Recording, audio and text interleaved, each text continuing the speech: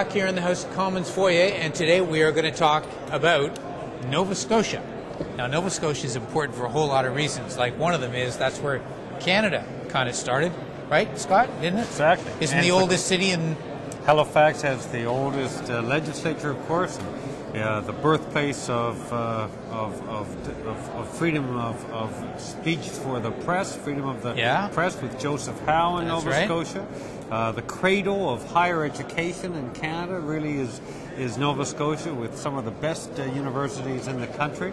So we've got a lot going for us. And also, of course, in the Annapolis Valley, the very best apples grown anywhere in the world, and the world's largest pumpkins. And Windsor, Nova Scotia, in my riding, is actually the birthplace of hockey. I know that. Well, you know right now, you've realized by now that I am joined by the head of the Nova Scotia Tourist Authority, MP Scott Brison. Now, but we do have another issue with Nova Scotia, and that is the current government of Stephen Harper is alleged by many people in Nova Scotia, in fact around the country, to have broken what was called the Atlantic Accord. There have been some attempts to repair it with some political glue. But Scott, I want to ask you first, for those people who aren't familiar with this, what in a nutshell is the Atlantic Accord, and how did this government actually abrogate it? Well, I was part of Paul Martin's cabinet at the time that the Atlantic Accord was negotiated. And effectively what the Atlantic Accord sought to provide was the same treatment Alberta had during the early stages of its oil industry, during a period when it was able to collect equalization, when equalization was first instituted, for several years until, in fact, it was determined that their numbers, their equalization numbers, had exceeded a reasonable threshold.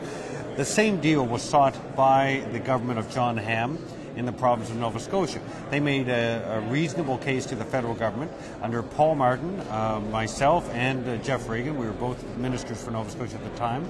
Worked on the negotiation, ensured that cabinet ministers from across Canada saw the fairness in this deal, that effectively the Atlantic Accord would ensure that Nova Scotians would be the primary beneficiary of the offshore resource, that in fact would allow Nova Scotia to receive equalization and the offshore resources at the same time, until such time as the economy gained enough steam and debt was reduced effectively, and then could move forward on a firmer fiscal footing.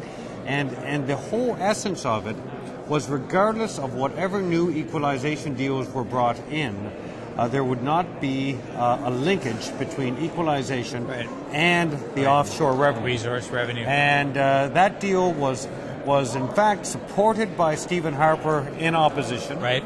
He promised the people of Nova Scotia that he supported that deal, that he believed in that deal. In fact, before we even did it, he said that he promised to do it as a government if we didn't do it.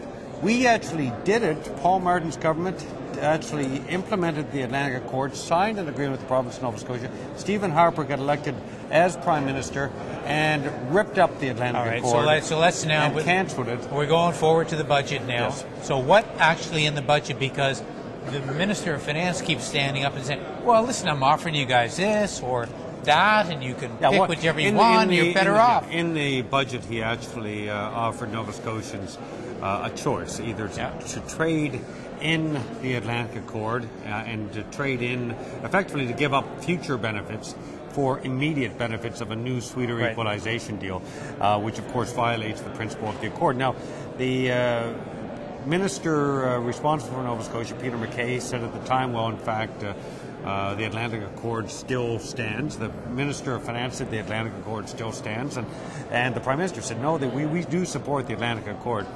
However, the Premier of Nova Scotia, as well as the Premier of Newfoundland, Danny Williams, came out and said this is clearly not the case. Former cabinet ministers, like John Crosbie, came out and said, no, this is a bald-faced lie. This is not true.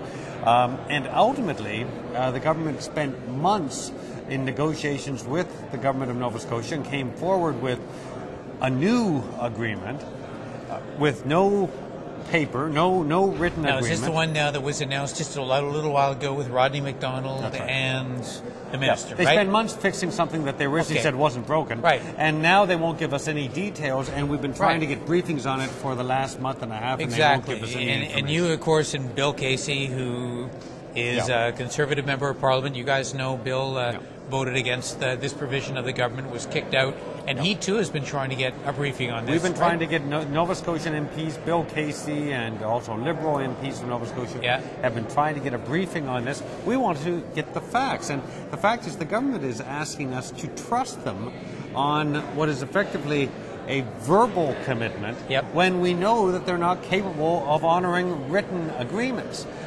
So it's not exactly comforting to Nova Scotians when we have a Prime Minister and a Minister for Nova Scotia, Peter MacKay, who have proven that they won't honor written agreements, telling us we should trust them at their verbal word, and that's just not on. Scott, some people say this goes back to the Reform Party roots, where Stephen Harper is quoted as saying there's a culture of defeat in Atlantic Canada. Is this more of that kind of Reform roots showing here? Well, I think, or is there a valid economic argument? There is a cultural condescension or contempt that Harper has towards the Atlantic region. And that is by and large fairly reciprocally held by the people towards Stephen Harper. Stephen Harper has done a political calculation that he doesn't believe he can win a lot of seats in Atlantic Canada, and he's prepared to write off the region.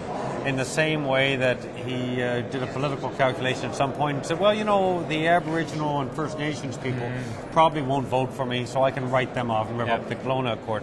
Or he does a political calculation on issues like childcare and early learning, and says, well, you know, the people who believe in that, I can probably try to write them off.